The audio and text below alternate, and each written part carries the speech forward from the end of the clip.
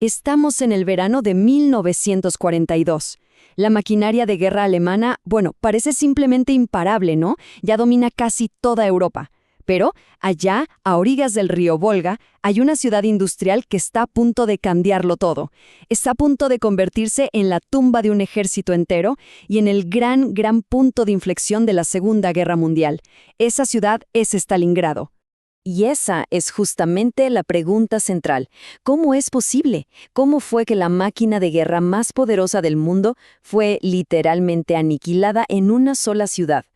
Esto no es solo una batalla, es como un rompecabezas histórico fascinante. Piénsenlo, una fuerza diseñada para la velocidad, para la conquista. ¿Cómo fue que la detuvieron y la destrozaron entre los escombros de una ciudad?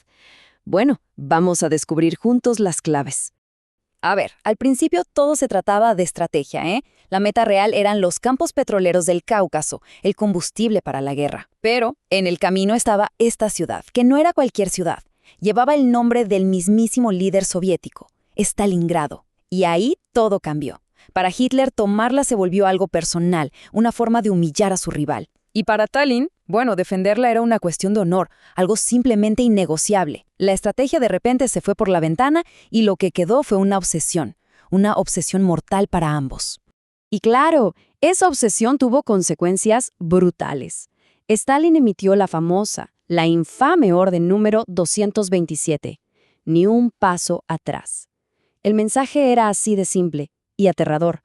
Cualquier soldado que retrocediera sin una orden directa sería ejecutado. Así de claro. Para los defensores no había a dónde ir. No había tierra más allá del Volga. Era la victoria o la muerte. No había otra opción. Entonces, llegamos a mediados de septiembre. Los alemanes avanzan hacia la ciudad. ¿Qué esperan? Una victoria rápida, por supuesto. Pero lo que se encontraron fue un infierno en la tierra. Un paisaje de pesadilla. Y aquí viene la gran ironía. Ese infierno lo habían creado ellos mismos con sus bombardeos masivos. Y no se dieron cuenta de que ese nuevo campo de batalla estaba a punto de anular por completo su mayor ventaja. Hablemos un poco de la doctrina alemana, la famosa Blitzkrieg o guerra relámpago. Todo se basaba en la velocidad, en la sorpresa. Imaginen tanques Panzer avanzando a toda máquina por las estepas abiertas, rodeando al enemigo y ¡pum!, aniquilándolo. Era como una sinfonía perfectamente coordinada de movimiento y poder. Ahora, aquí es donde la historia da un giro increíble.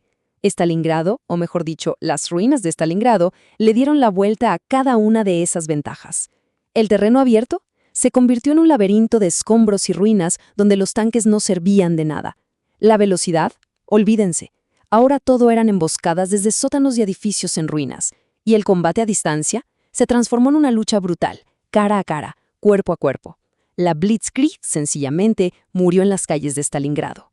Fueron los propios soldados alemanes quienes le pusieron nombre a esto, Rattenkrieg, la guerra de las ratas. Y es que la batalla ya no se medía en kilómetros de avance, que va, se medía en sótanos, en alcantarillas, en pisos de edificios. Ejércitos enteros peleando por el control de una sola escalera. Era una auténtica pesadilla de la que no había escapatoria. Pero mientras el sexto ejército alemán se desangraba en esta guerra de las ratas, el alto mando soviético, en secreto, estaba preparando un golpe maestro. Se dieron cuenta de algo. Estaban sacrificando hombres en la ciudad, sí, pero lo hacían para ganar tiempo. Estaban atrayendo a las mejores tropas alemanas a una trampa mortal. El plan se llamó Operación Urano y fue de una simplicidad genial. Miren, mientras el general Paulus metía sus mejores hombres en la moledora de carne que era la ciudad, dejó sus flancos, los costados, protegidos por tropas aliadas rumanas que, la verdad, estaban muy mal equipadas. ¿El resultado? El 19 de noviembre, 2 pinzas blindadas soviéticas gigantescas se estrellaron contra esos flancos, y estos simplemente se desintegraron casi al instante. En tan solo 4 días, esas 2 pinzas se cerraron. Y de repente, 250.000 de soldados del eje, incluyendo a todo el poderoso sexto ejército alemán, quedaron atrapados, completamente rodeados. En un abrir y cerrar de ojos, los cazadores se habían convertido en la presa. La situación se dio vuelta por completo, 180 grados. Los alemanes llamaron a esta nueva prisión el Kessel, que significa el caldero. El general Paulus, desesperado, le pidió permiso a Hitler para intentar romper el cerco, para retirarse. Pero la respuesta desde Berlín fue tajante, absoluta: prohibido rendirse. Para mantener la moral, Hitler hizo 3 promesas para que el Sexto Ejército siguiera luchando. Pero la realidad en el Kessel fue brutalmente diferente. La promesa de un puente aéreo para llevarles suministros, apenas les llegó menos del 15% de lo que necesitaban para sobrevivir. La operación de rescate que iba en camino fracasó a pocos kilómetros de distancia. Y la orden de luchar hasta el final, bueno, se topó de frente con la desesperación, el hambre y un frío que mataba.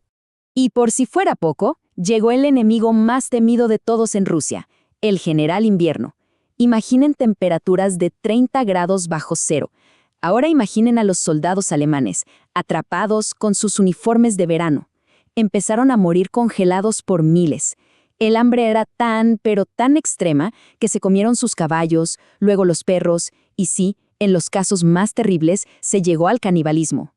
Llegamos a finales de enero de 1943. La situación ya era insostenible. Y en un último gesto, uno bastante macabro, Hitler asciende a Paulus al rango de mariscal de campo. ¿Por qué? Porque en toda la historia de Alemania, ningún mariscal se había rendido jamás. Era, básicamente, una orden de suicidio. Pero Paulus ignoró esa orden. El 31 de enero se rindió. La catástrofe fue total, absoluta. De los 91.000 soldados que se rindieron, ¿saben cuántos volvieron a casa años después? Apenas unos 6.000. Un ejército entero, el glorioso Sexto Ejército, simplemente borrado del mapa. Pero la pérdida más grande para Alemania no fue de hombres o de tanques. Lo que se rompió para siempre en las ruinas de Stalingrado fue el mito de que eran invencibles. Y el costo humano total, bueno, si sumamos ambos bandos y a los civiles, la cifra es casi imposible de comprender. Se estima que cerca de 2 millones de personas perdieron la vida. Paremos un segundo a pensar en ese número. 2 millones. Es sin duda una de las batallas más sangrientas de toda la historia de la humanidad. Y este es el legado definitivo de Stalingrado. A partir de febrero de 1943, la iniciativa de la guerra en el Frente Oriental pasó, para siempre, a manos de la Unión Soviética. A partir de aquí, Alemania ya solo podría defenderse. Fue el comienzo de una larga y sangrienta retirada, que terminaría 2 años después entre las ruinas de Berlín. Y con esto volvemos a la pregunta inicial. ¿Pudo la historia del siglo XX haber sido diferente? La respuesta es un sí rotundo. Stalingrado no fue solo una batalla más, fue el momento, fue el punto exacto en que el péndulo de la historia cambió de dirección de una forma que ya no tendría vuelta atrás, dejándonos esta reflexión sobre el inmenso, el terrible precio que se pagó en las heladas orillas del río Volga.